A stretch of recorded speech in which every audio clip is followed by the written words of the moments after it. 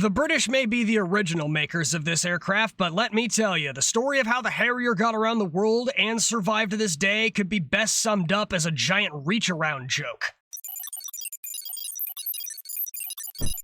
Today we're going to jump into, get it, the AV-8 Harrier series. I may have covered this aircraft from the British perspective already, but when your POV is America, this plane gets a whole different story. Because the American Harrier is a staple of US Marine Corps combat power in the same way as you would expect from amphibious landings and the Benelli M4. An Italian classic. And that's not just me embellishing it for the sake of the video. The Harrier completely reshaped how Marine Corps aviation was constructed and executed from the moment it was adopted. Now, the irony is not lost on me that a War Thunder player is making a video on the AV-8 Harrier this week.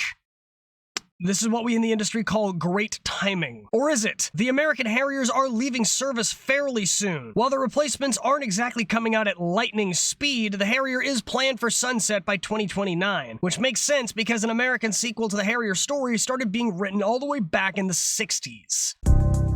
America's involvement in actually buying the Harrier started in 1962. There were a few other things that the US had helped out with earlier, like funding the development of the engine and the market research for export buyers, but those were just side quests. America got involved for its own military's sake when the US joined the UK and West Germany in forming an international three-way to test Britain's new P-1127 Kestrel technology demonstrator. While the aerial bedroom party would see the joint funding of 3 more prototypes for a total of 9, America would eventually get a hold of 6 of them to test on their own soil under the name of the XV-6A in 1965. But here's the plot twist. The only branch of the US military trying to give Isaac Newton the bird at that moment in time was the Air Force. Uncle Sam's misguided children hadn't even seen this thing yet. So you can imagine their surprise when something that looks like it can turn a war zone into a creative Minecraft server somehow shows up at the Naval Air Testing Center in Patuxent River, Maryland. We don't make mistakes. We have happy accidents. The Marines would take one look at the gravity off switch in the world settings that had just been laid before them and hopped on that bandwagon fast enough to make the speed of sound question its relevance. Because while the Marines weren't as concerned about long rows and rows of Russian tanks that would make an A-10 blush as the rest of Cold War Europe, the sheer concept of VTOL capabilities alone gave them a breakthrough of options that would revolutionize the direction of Marine Corps aviation for the rest of time. See, up until this point, the Marines had needed to operate from standard Navy carriers, and those floating cities make for big, expensive targets. So to prevent the carriers from being converted to coral reefs, they were kept as far away from the combat area as possible, which meant that any Marines calling in danger close would have to take a number and wait for their turn to be saved. To which the Marines generally respond, bold of the Navy to assume that we have that long. Most of the time we call for air support, we wanted that GPS coordinate baptized last week. I want it fixed.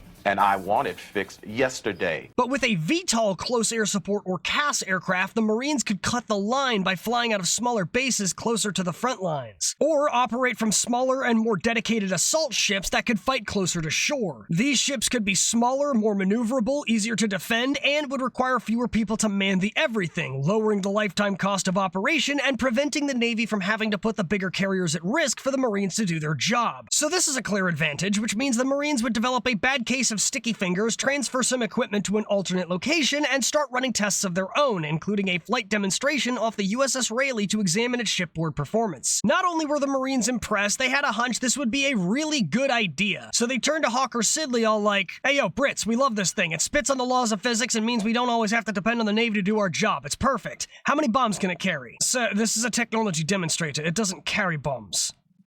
"And like that, you've lost me." Without ordnance, the Marines couldn't actually do anything with the Kestrel, so they would walk away from the buying table. But, remembering their interest, Hawker Siddeley would invite the Marines to send 2 officers to the Farnborough Air Show in September of 1968. And here they would once again consider ordering the VTOL aircraft because Hawker had finally converted the Kestrel into a plane capable of violence.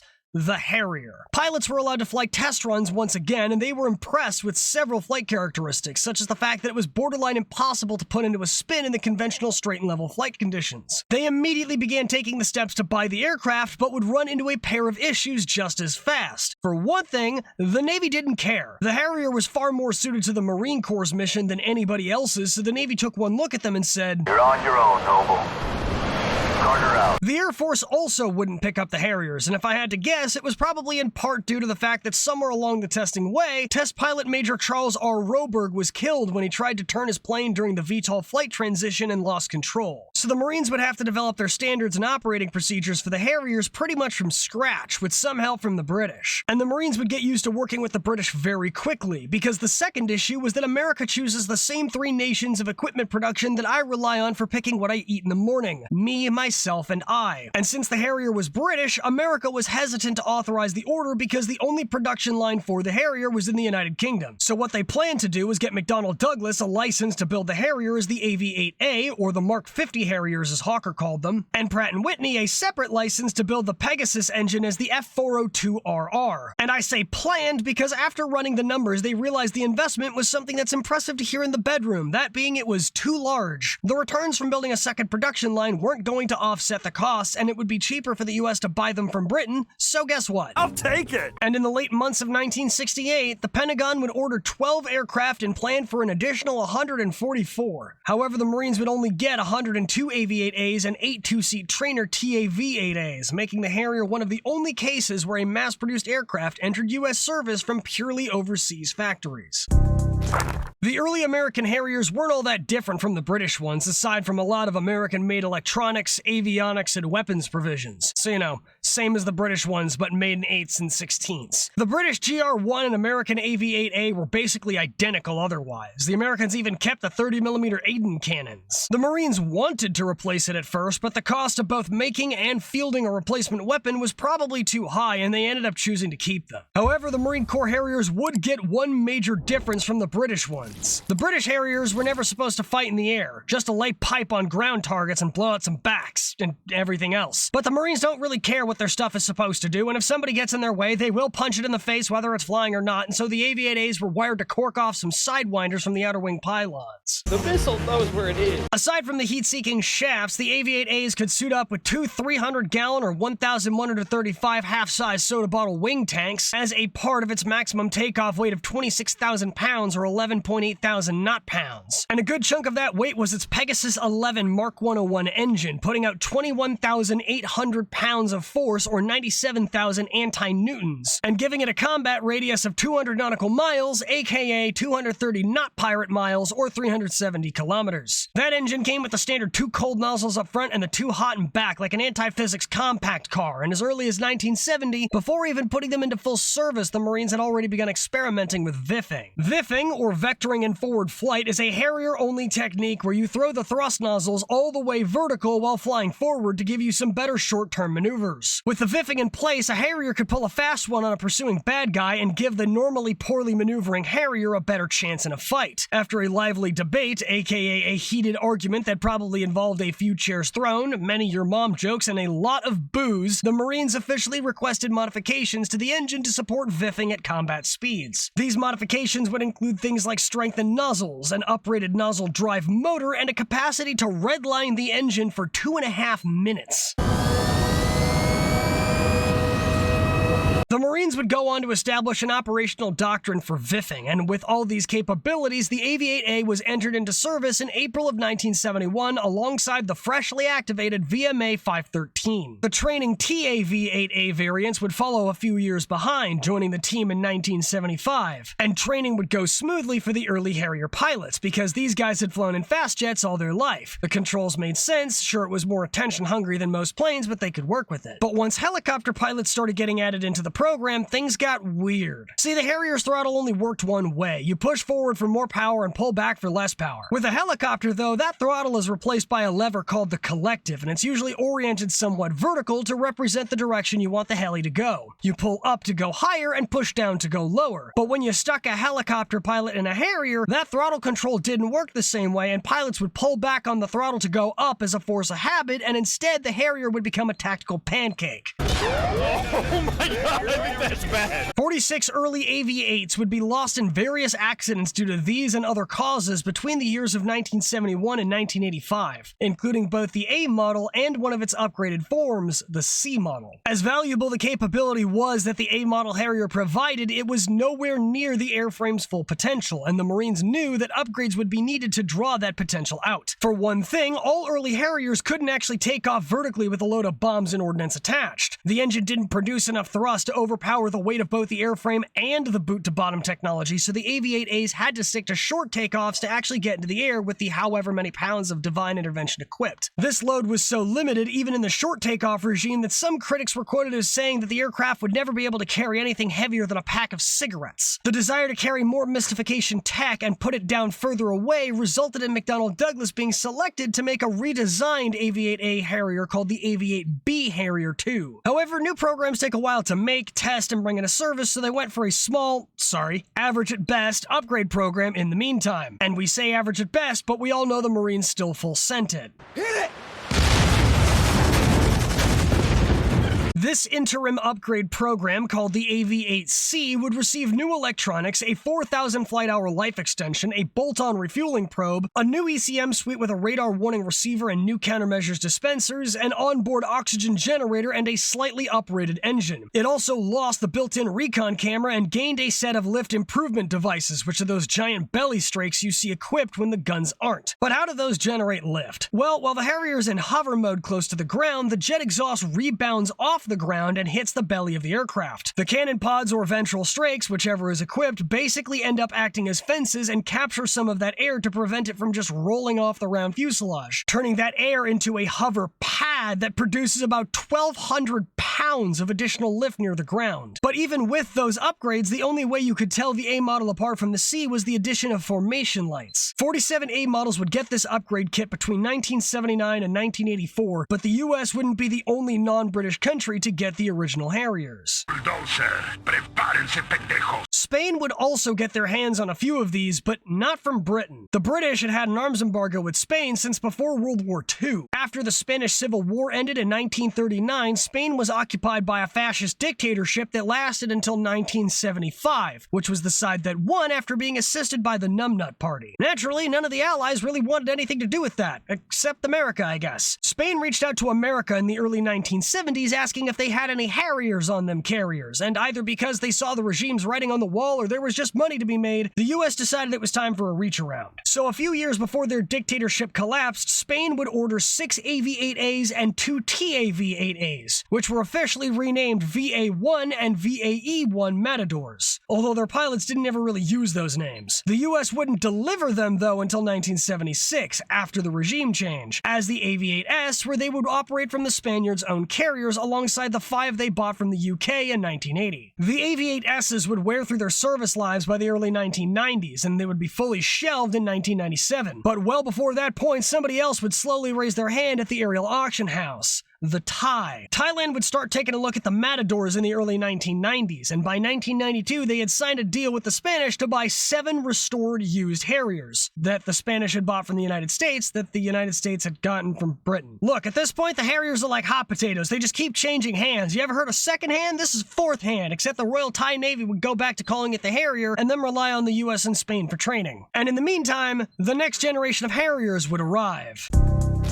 Flashback to the AV-8B program. When I say America knew the Harrier needed improvements right away, I mean they waited all of 2 years to start making a better one. In 1973, BAE and McDonnell Douglas conducted several concept studies for making a larger and more powerful Harrier with ideally double the performance and range, possibly even giving sound the good old Mach 1 existential crisis. These studies were originally called the AV-16A or the AV-8X, and this entire design was centered around a more powerful Pegasus 15 engine, which would feature a knockoff version of an afterburner in the bypass air vents up front. This was known as plenum chamber burning, and the reason behind it is pretty simple. A plane makes thrust by adding energy to an airflow, whether that be mechanical energy through a fan or propeller, or thermal energy where you make the air start screaming, "And now I'm on fire!" And that's the guiding principle behind afterburners. By injecting a metric ton of gas to the back end of the engine and lighting it up, you are adding energy to that air, which provides additional atmospheric disregard at the cost of your gas tank. Plenum chamber burning would be just that, but dialed down a bit to avoid melting the rest of the engine assembly. And this idea would work out great until 1975, when the British government got hung up on the development costs and zeroed the bank books for British Aerospace, forcing them to withdraw from the project. This is a big problem because now not only is old McDonald's aircraft farm stuck making the plane on their own, but since the British were the ones making the new engine and their contributions have now caught the political delete key, Mickey D isn't getting any more thrust for the new Harrier. So if you can't massively clock up the thrust, the only other option is to tamp down the weight, and McDonnell Douglas would begin looking at incorporating a ton of composite materials to make the Harrier structure lighter. And since the biggest goal was to make the payload bigger, the other thing that McDonnell really wanted to do was to increase lift, which meant a newer, bigger wing,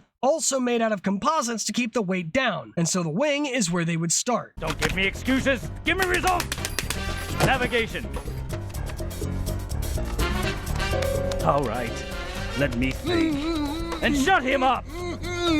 The first two AV-8B prototypes were nothing more than AV-8As with new composite wings bolted on, one of which would go to NASA and become known as NASA 704. These prototypes first flew on November 9, 1978, and proved to be good enough that Mickey D would get a contract for 4 development aircraft, at least until the Carter administration got a hold of it. Politicians gonna be politicians no matter the era, and the Carter people stepped in and took the Harrier II project hostage. They shut it down on the basis of cost and made it clear that the only condition they would negotiate for the program's release was for the Marines to find a ransom from somebody else's defense budget, aka finding a large foreign buyer. And this is the part where I have to correct a previous statement. I mentioned in my British Harrier video that Britain left the program because of funding, then agreed to come back on board after all the heavy lifting was done. That is not what happened, because as a result of the Carter garbage, the British only came back on board because the Marines kind of begged them to. Please, please, please, please, please, please, please, please, please, please, please. Granted, it wasn't a very hard sell because the Brits had also been considering their own Harrier upgrade with a larger metal wing they could just bolt onto their existing planes called the Big Wing or the Tin Wing Harriers. It's a simple concept, but considering the amount of mass the engine already lifted, a larger metal wing probably would have compromised the V-stall benefit of the aircraft even further. And after testing the American design in 1980, the Brits suspected this version could also meet their needs if it had a better turn rate to fight adversaries it encountered with. So Mickey D would take a page from the Big Wing design and add a leading edge root extension or LERX to the wings, which are those big round plates shoved in front of the wing root. Just like on the F-5, F-16, FA-18, and a lot of other aircraft, these extensions would create an air vortex that suplexes the air back onto the wing in really hard turns to keep your dogfighting performance from leaving you like an ex-wife. The addition of the aerodynamic divorce counselors would satisfy the rest of the British demands, and they would agree to fork over $80 million for development in general and $200 million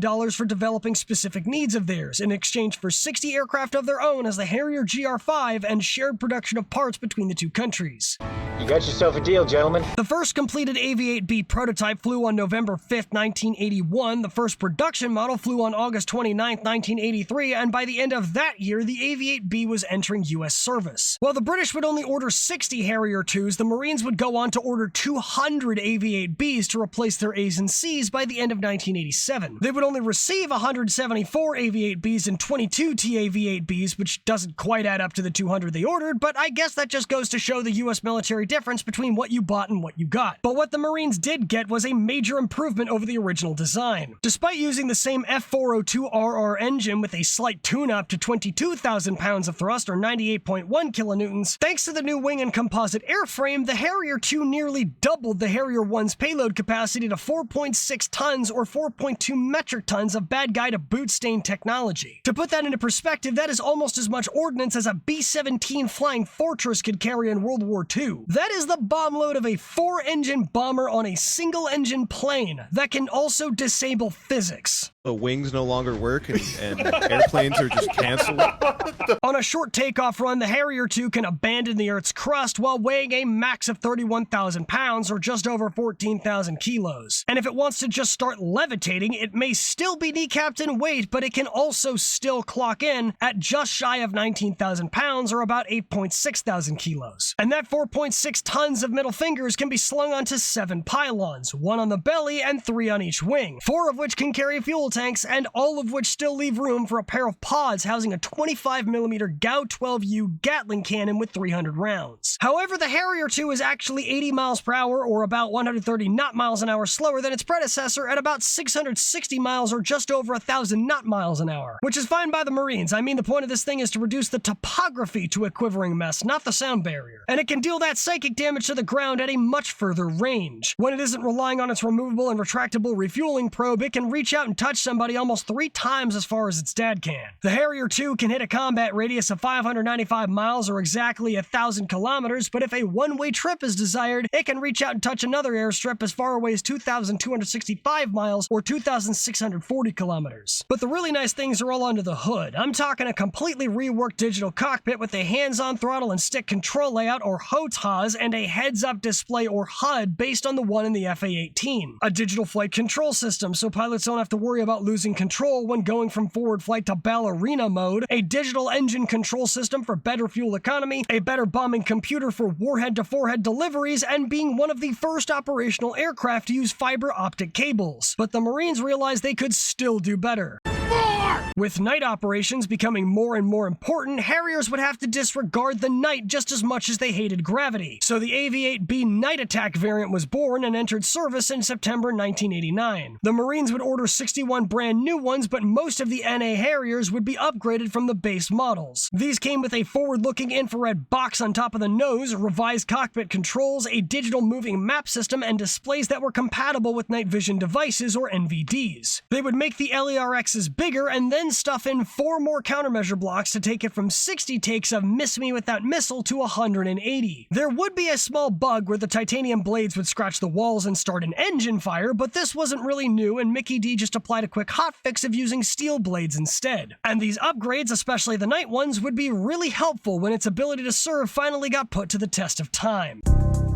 The Harrier service record has received a lot of criticism over time, especially after its operations over the Middle East. One article from 2002 would absolutely slam the Harrier and effectively sum it up as the most useless pile of junk ever added to military service. According to that article, the AV-8As had a Class A mishap rate, or accidents that caused death, serious injury, or over $1 million in damage, of 31.77 mishaps per 100,000 flight hours and losing well over half the fleet. Then it hammered the AV-8Bs, saying that in 1981, one Marine Corps colonel claimed that any safety flaws perceived or real with the AV-8A have been designed out of the AV-8B, before seeing a quarter of the fleet crash by 1996. By 2002, the Harrier II would have a lifetime accident rate of 11.4 Class A mishaps per 100,000 flight hours, twice that of the F-16, 3.5 times that of the FA-18, and 5 times that of the A-10, earning it nicknames like the Widowmaker, the Scarier, and the Lawn Dart. Then it goes on to bash the durability of the Harrier, saying that it had more than double the loss rate of any other of America's leading combat aircraft in Desert Storm, before quoting a tactical aircraft evaluator for the Pentagon, who said that it's the most vulnerable aircraft that's in service now. You can't hit that thing without hitting something important. Then it would note that during the aftermath of 9/11, when the US began combat operations in Afghanistan, despite the Harrier being perfectly designed for the environment at hand, the US military decided to withhold it from combat for the first 4 weeks, leaving the Harriers on the USS Palaliu stuck during training drills over the Arabian Sea. And to top it all off, then it goes on to say that the aircraft has never used its VTOL capability from hidden forward airstrips for any kind of combat, sticking to short takeoffs and vertical landings instead, and that the VTOL is nearly exclusively used for air shows and training, among other issues. So it should be absolutely no surprise to you that this article was handcrafted by the Los Angeles Times and woven carefully from cherry-picked data, some falsely inflated numbers, and a lot of information assembled out of context into a wildly biased guilt trip. Context, Heinkel! Hang on to your seats, because I'm about to make like Doom Guy and rip and tear until it's done. Let's handle the steaming pile first. 1. Crash record. 46 A and C models crashed between 1971 and 1985, with an additional 1 or 2 more after that point and full retirement by 1987, which is less than half of the acquired fleet of those models, not well over half. Also, comparing the Class A mishap rate of the AV-8B to that of the A-10, that's like comparing the durability of a Rolex watch to a brick. The A-10 is literally designed to minimize damage if things go sideways, and it's stupidly easy to fly. Not really a smart comparison. Next, durability. You can't hit anything on that plane without hitting something important. Don't make me laugh. Everything on a plane is important and there for a reason. Pick up a stone and throw it at any tactical aircraft in use today, and the only one you can maybe get away with that statement not applying to is the A-10. And bullshit, we lost more than double the total of any other aircraft because we lost 6 A-10s and only 5 Harriers. And let's be honest, when it comes to loss rates here, most of the Harrier's legwork in Desert Storm is running into CAS missions. The best defense against mission losses isn't the plane you're flying, it's the intelligence you have in advance and the mission planning planning that goes into your flight. You don't have that luxury on a CAS mission because your first responsibility is getting there at the speed of Mach Jesus, so you're usually getting all your intel on the way there from a pack of grunts who are so busy trying not to get shot that they have to actively remember to not shit themselves. I think I just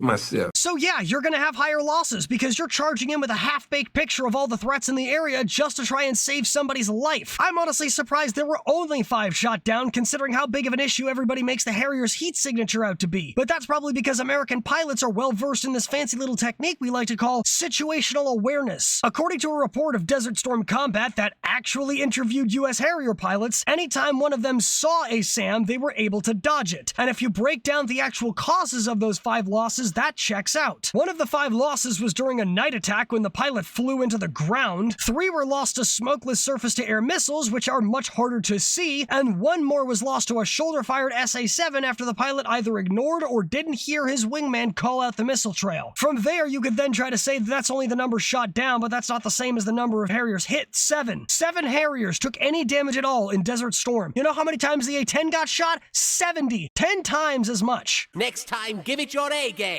Oh yeah, and then that article went on to cite some quote-unquote experts saying they weren't sure if there was any job the Harrier could do that couldn't have been done by anything else. That's not the point. The point of the Harrier is to do the same jobs as everybody else while taking off from a fucking helipad, which they did. During Desert Storm, Harriers would operate from forward air bases as they were designed to do, even from badly deteriorated runways retrofitted for fixed-wing ops. The most forward of these bases was Tanajib, which was originally a helicopter field for an oil company that Marines and Seabees modified for combat ops. This base would act as a midpoint base for Harriers to be hot-loaded, aka loaded up and turned around while the engines were still on, then go back out and come back 1 or 2 more times before returning to their main base for upkeep. Using this base for short-stop operations, they were the only plane that was capable of meeting quick deployment requirements, such as the one day that close air support forces were told they had 45 minutes to get in there and save the US forces under fire. AV-8Bs, being stationed only 20 minutes from the Kuwaiti border, were the only aircraft that could actually make it there in time and would fly 30 sorties to take out the sudden surge of enemy activity in 1 day. Was it able to use VTOL with a combat load? No. Did that affect its ability to take off from those short forward runways? Also no. And because they were stationed so close, they would be the only US aircraft that did not need to rely on aerial refueling support to conduct its mission profile. Better still, even while operating on rough forward airstrips, only 5 Harriers would see any form of foreign object damage or FOD incidents, and 3 of them were so minor that they were able to be brought back online within the same day. 'Tis but a scratch. All told, 85 Harrier IIs would deliver 5.9 million pounds of ordnance across 3,349 sorties during Desert Storm, 7.7% of all sorties in the war, and rack up 4,100 combat flight hours, all while maintaining a mission capability effective rate of 90%. There is a reason that General Norman Schwarzkopf, the commander of Desert Storm, claimed that the AV-8B was one of the 9 most important weapons of the war, right next to the F-117 Nighthawk and the AH-64 Apache attack helicopter. I love it that some people quoted this thing as not having struck many strategic targets when we have both the list of things that VMA-231 alone blew up in Desert Storm while flying Harriers, and the background knowledge that the Marines adopt aircraft primarily, as we've said, for the CAS mission, which revolves around destroying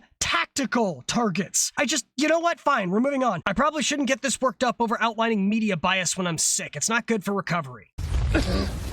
And unfortunately, the Harriers didn't have a great recovery period after Desert Storm either. By 1992, the Government Accountability Office had released an audit report on the Harrier II program outlining a few bad numbers, because it is sadly no secret that the Harrier has the highest crash count of any fixed-wing aircraft in the US inventory. From January 1985 to December 1991, there were 34 Class A mishaps, not including the ones that occurred during Desert Storm in combat, and 8 fatalities. This was more than twice to 3 times as many Class A mishaps per 100,000 flight hours as other Navy and Air Force tactical aircraft in the same time frame, and more of those mishaps were engine-related than those on the counterpart platforms. The Navy and Marines had come to realize that the most pressing issues were engine failures alongside a pattern of jammed landing flaps and nose gear failures. And it was also ruled that 26 out of the 34 mishaps they'd found could have been prevented due to better engine maintenance and testing protocols alongside better training. However, with the end of both Desert Storm and the Cold War, the US realized really began cutting back on its defense budget, and the Harriers ended up getting their maintenance needs neglected. And this neglect resulted in 32 crashes between just 1992 to 1996. This string of accidents was significant enough that in 1997 the Marines established the Harrier Review Panel specifically to bring the Harriers back online and up to better safety standards. This went well enough to bring them fully back into the fight in the anti-terrorism operation starting in the early 2000s. And when the Second Gulf War started, the mission-capable rate was all the way back up to 80%, and its performance in the conflict was considered outstanding. I have returned! Which, contrary to that little note from before, the Harrier was in from the start. 60 AV-8Bs from the 4th and 7th Marine Expeditionary Brigades were deployed to the Persian Gulf after only 17 days. The Peleliu may have waited 4 weeks to deploy itself into action, but the Harrier as a whole was there much sooner, and their performance in theater would get a lot better once their Lightning pods got a 2003 upgrade that allowed them to radio data link a video feed from ground controllers to the planes, literally letting them live stream the kill feed to the ground troops as well as avoiding friendly fire. Only 3 of those pods were available at the start of the conflict, but as you can imagine, that changed very quickly. The biggest single hit to the Harrier fleet wouldn't even happen until the 14th of September 2002, when Afghan insurgents stuck onto Marine Camp Bastion and sabotaged the Harrier fleet parked there. 6 Harriers were destroyed and 2 more were damaged alongside a C-130 before they got caught, and I'm assuming turned into some very minimalistic earthworm farms. Oh, and by the way, the only way they got onto that base was by disguising themselves in American uniforms. It took a whole-ass war crime for something that isn't the ground to put a serious dent in the Harrier fleet. And somehow all that capability and that kind of record still isn't enough for Uncle Sam because they still wanted more.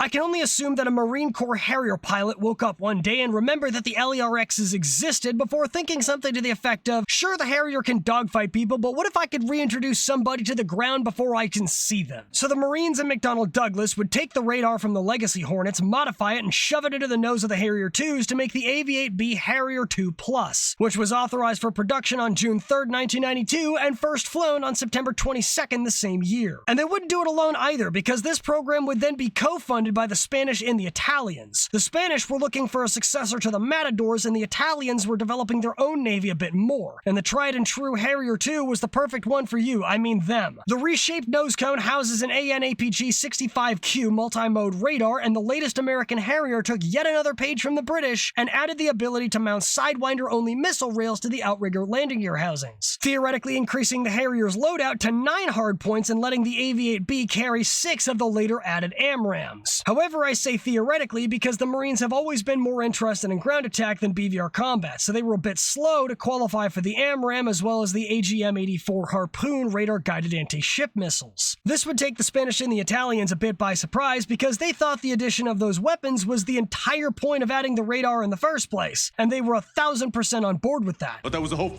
point. The Marines wouldn't announce the Harrier II's AMRAAM qualification until 2009. Whether or not they're cleared to use the Harpoon missile still remains unconfirmed, and the outrigger Sidewinder pylon remains pretty much unused as a force of habit, which honestly just feels like a really stupid habit. Either way, the Marines would pick up 27 new AV-8B Pluses, and 72 of the original Night Attack versions were upgraded in 2003. The Spanish would receive 12 EAV-8Bs in 1987 and 88, lose 3 to crashes, and then buy 8 Plus models in 1996 and a trainer in 2000. They would also try to upgrade the remaining 9 regular 2s, but ran out of money after getting through the first 5, leading to the retirement of the other 4 in 2014. Italy would pick up 16 AV-8B Pluses and 2 trainers, and they actually had to change their laws to receive them because the Italian Navy had only been allowed to fly helis up to that point. Italian and Spanish Harriers would both serve over the Balkans in the late 1990s, but after that point, the Spanish decided to rely on their Hornets, leaving the Italian gravity deniers to be the only export models to participate in future operations in Iraq, Afghanistan, and over Libya. And in the meantime, the American Harriers would keep getting Upgrades, people! Upgrades!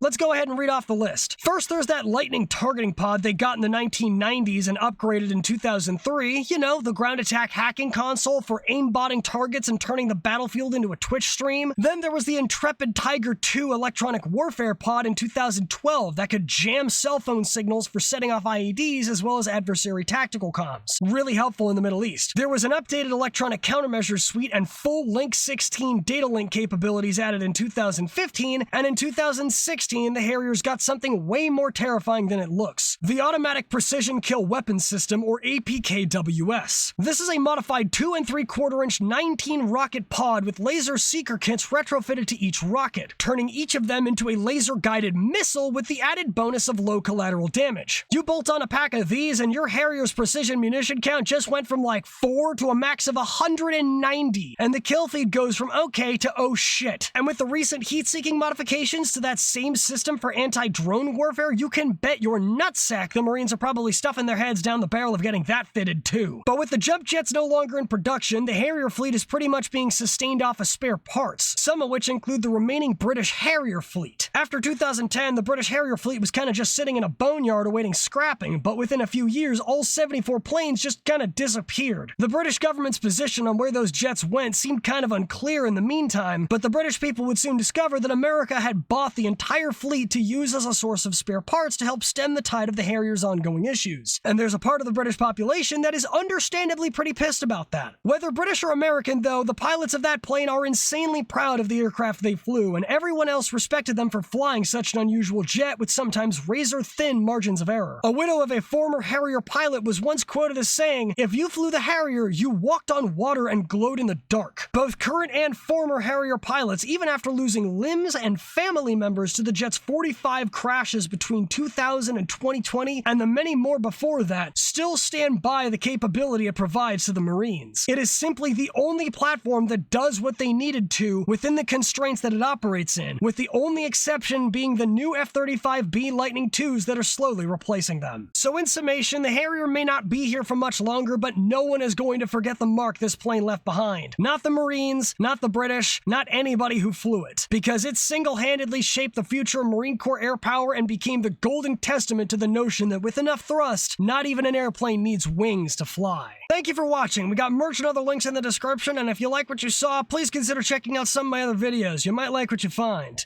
Until next time, dismissed.